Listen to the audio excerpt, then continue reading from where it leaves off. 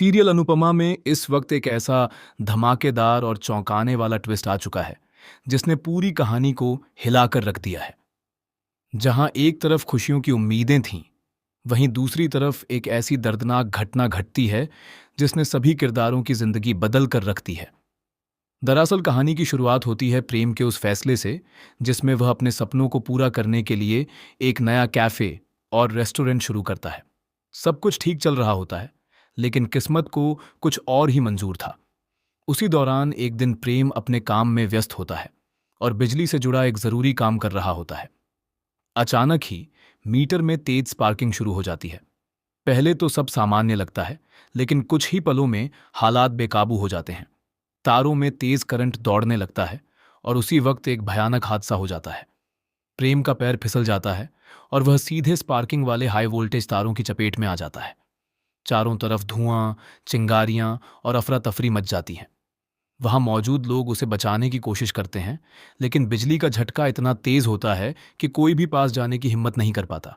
अनुपमा भी वहां पहुंचती है, लेकिन तब तक हालात हाथ से निकल चुके होते हैं।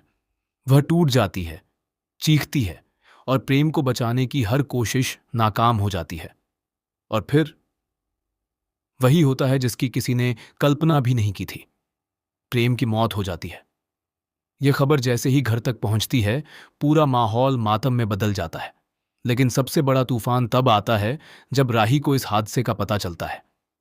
राही रोते बिलखते प्रेम के पास पहुंचती है और उसकी हालत देखकर पूरी तरह टूट जाती है।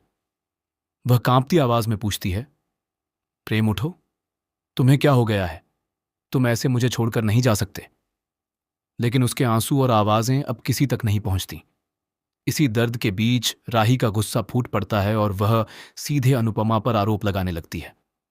वह कहती है कि यह कोई हादसा नहीं, बल्कि एक साजिश है। राही को यकीन है कि अनुपमा ने जानबूझकर प्रेम को इस स्थिति तक पहुंचाया है, क्योंकि वह शुरू से ही नहीं चाहती थी कि प्रेम अपना कैफे और रेस्टोरेंट खोल पाए। राही का गुस्सा बढ़ता जाता है और वह चिल्लाकर कहती है कि कैफे का लाइसेंस रद्द करवाना भी उसी साजिश का हिस्सा था। वह आरोप लगाती है कि अनुपमा ने हमेशा प्रेम को नीचे गिराने की कोशिश की और आज वही सब उसकी मौत की वजह बन गया। लेकिन अनुपमा टूटकर जवाब देती है। उसकी आंखों में आंसू हैं और वह कांपती आवाज में कहती है, मैं अपने ही हाथों अपनी बेटी की जिंदगी क्यों बर्बाद करूंगी? मैंने कुछ नहीं किया है, यह सब एक हादसा है। लेकिन राही का गुस्सा शांत नहीं होता। वह दर्द में पागल होकर कहती है कि अगर अनुपमा चाहती तो प्रेम को बचा सकती थी।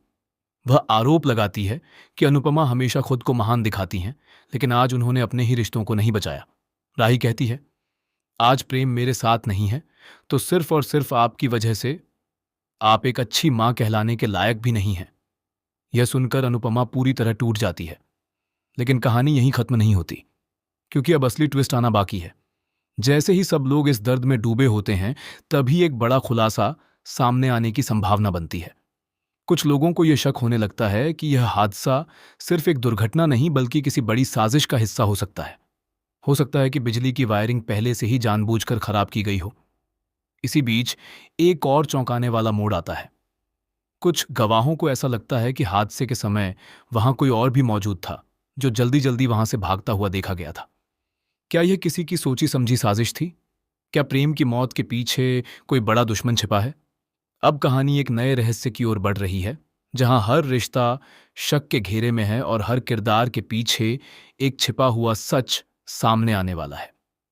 राही और अनुपमा के बीच दरार और गहरी हो चुकी है, लेकिन क्या सच सामने आने के बाद यह टूटे हुए रिश्ते फिर से जुड़ पाएंगे, या फिर यह हादसा सब कुछ हमेशा के लिए खत्म कर देगा?